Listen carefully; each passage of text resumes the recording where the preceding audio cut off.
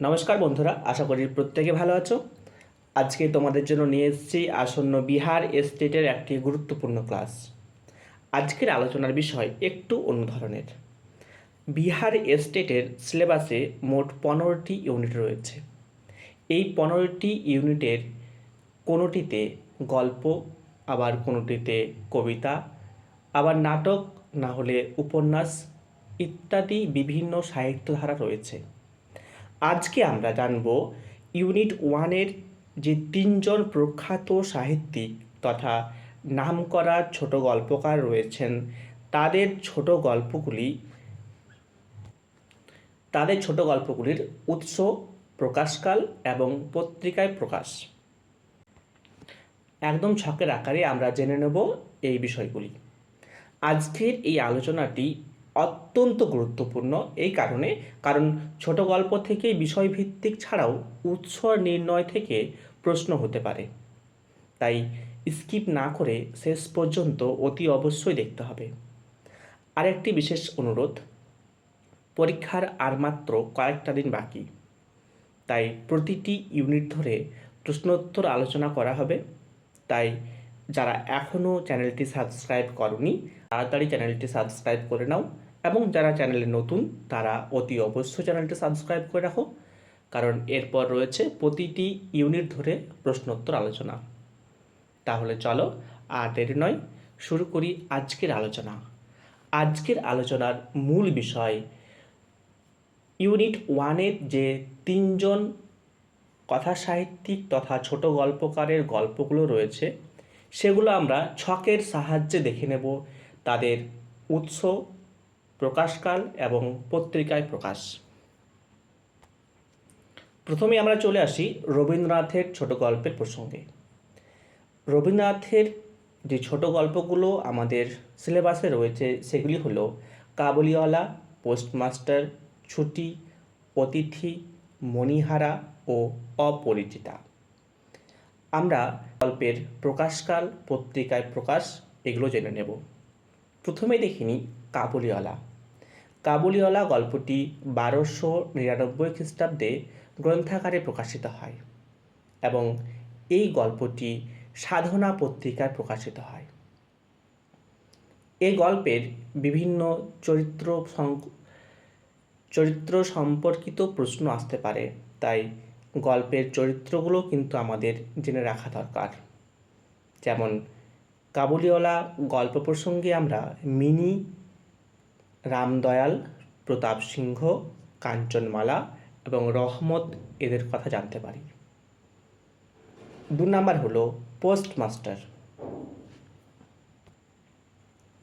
Postmaster গল্পটি 1298 বঙ্গাব্দে গ্রন্থাকারে প্রকাশিত হয় এবং পোস্টমাস্টার গল্পটি হিতবাদী পত্রিকায় প্রকাশিত হয়। এই গল্পটি প্রসঙ্গে আমাদের দুটো চরিত্রের কথা প্রত্যেকেরই মনে আসে, সেটি হলো রতন এবং পোস্টমাস্টার।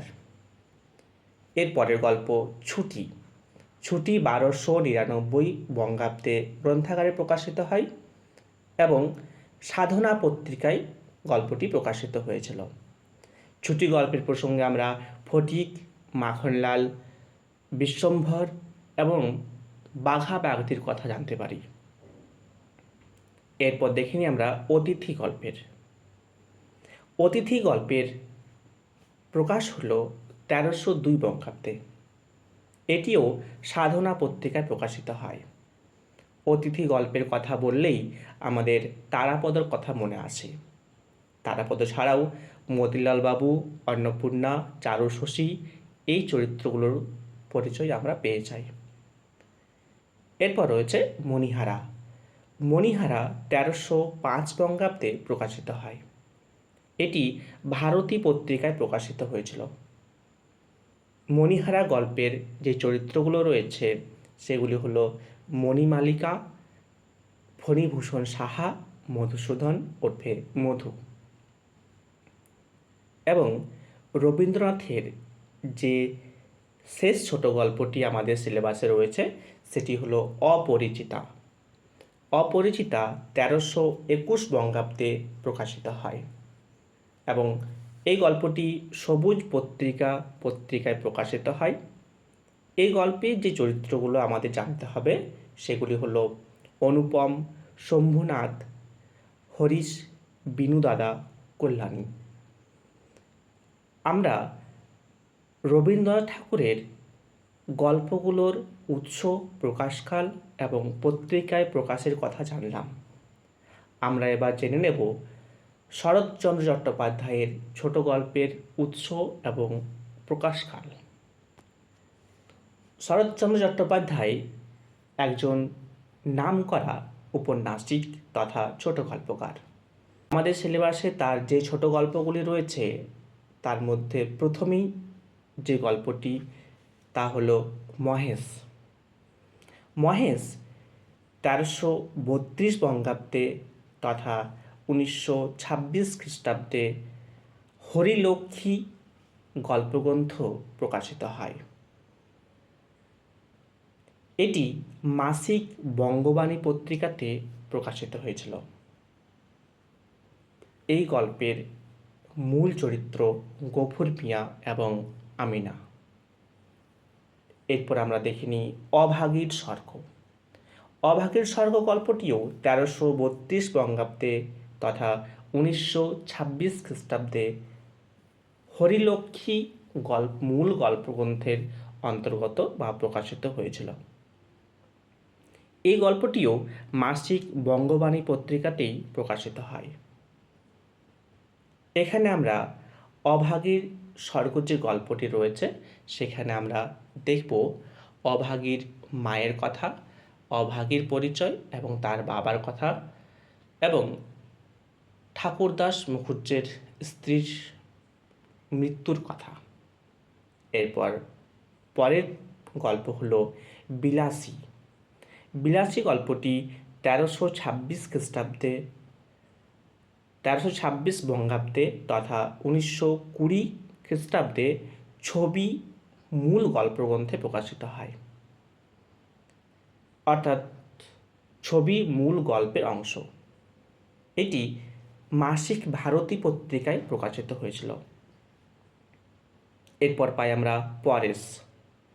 পরেশ 1340 বঙ্গাব্দে তথা 1934 খ্রিস্টাব্দে অনুরাধা, সতী ও পরেশ মূল গল্পগ্রন্থের প্রকাশিত হয় এবং এই গল্পটি পূজাবার্ষিকী শরতের ফুল পত্রিকায় প্রকাশিত হয়েছিল, অর্থাৎ পূজাবার্ষিকী সংখ্যার শরতের ফুল পত্রিকার অংশে একটা বিশেষ অংশে এই ছোট গল্পটি প্রকাশিত হয়েছিল।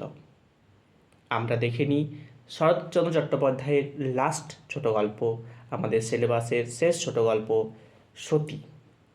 সতী গল্পটির মূল যে উৎস তা হলো অনুরাধা, সতী ও পরেশ এবং এটিও 1340 বঙ্গাব্দ তথা 1934 খ্রিস্টাব্দে মূল গল্পগ্রন্থাকারে প্রকাশিত হয়েছিল। এটি মাসিক বঙ্গবাণী পত্রিকাতে প্রকাশিত হয়। আমরা শরৎচন্দ্র চট্টোপাধ্যায়ের ছোট গল্পগুলির উৎস এবং প্রকাশকাল সম্পর্কে জানলাম এবং সেগুলি যে পত্রিকায় প্রকাশিত হয়েছে সেই কথা জানলাম। এবার আমরা দেখে নেব প্রভাত কুমার মুখোপাধ্যায়ের যে ছোট গল্পগুলো আমাদের সিলেবাসে রয়েছে তার উৎস, প্রকাশকালের পরিচয়। প্রভাত কুমার মুখোপাধ্যায়ের যে গল্পগুলি আমাদের সিলেবাসে রয়েছে সেগুলি হলো দেবী। দেবী গল্পটি 1306 বঙ্গাব্দের নবকথা গল্পগ্রন্থে প্রকাশিত হয় এবং এটি ভারতী পত্রিকায় প্রকাশিত হয়েছিল। এই গল্পটি পাঠ করলে আমরা দয়াময়ী, কালীকিঙ্কর রায়, উমাপ্রসাদ, হরসুন্দরীর কথা জানতে পারি। এরপর তার 2 নম্বর গল্পটি হলো কাশীবাসিনী।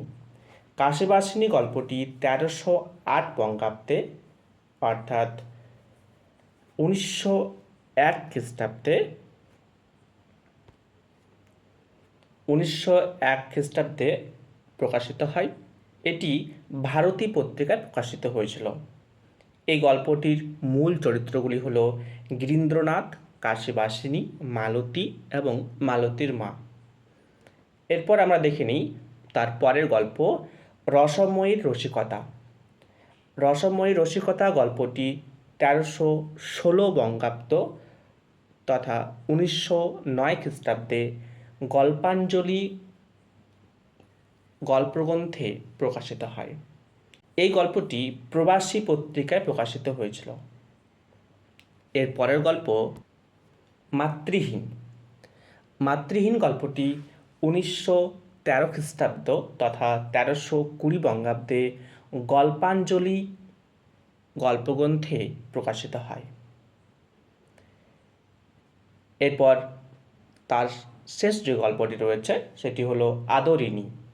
আদরিণী গল্পটি 1320 বঙ্গাব্দে গল্পাঞ্জলি গল্পগ্রন্থে প্রকাশিত হয়। এটি সাহিত্য পত্রিকায় তৎকালীন সাহিত্য পত্রিকায় প্রকাশিত হয়েছে।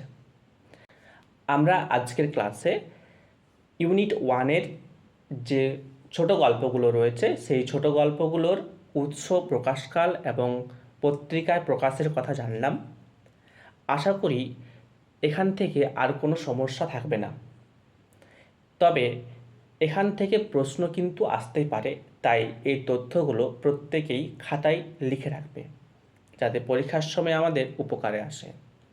আজকের এই আলোচনাটি ভালো লাগলে অবশ্যই একটা লাইক করে দিও, আর যারা চ্যানেলে নতুন তারা চ্যানেলটি অবশ্যই সাবস্ক্রাইব করে রাখবে। প্রত্যেকে ভালো থেকো, সুস্থ থেকো আর এগিয়ে চলো নিজের লক্ষ্যে।